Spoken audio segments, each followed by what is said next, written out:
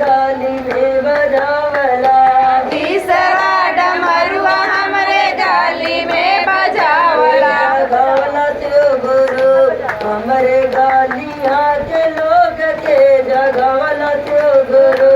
हमरे गालियाँ के लोग के जगवला शिव गुरु। हमरे गालियाँ के लोग के जगवला त्यो गुरु। हमरे गालियाँ के लोग के जगवला शिव गुरु। मान मोहनी डमरुआ बजवला त्यो गुरु। मान मोहनी डमरुआ बजवला शिव गुरु। चौथा डमरुआ हमरे घर ही में बजावला। चौथा डमरुआ हमरे घर ही में बजावला।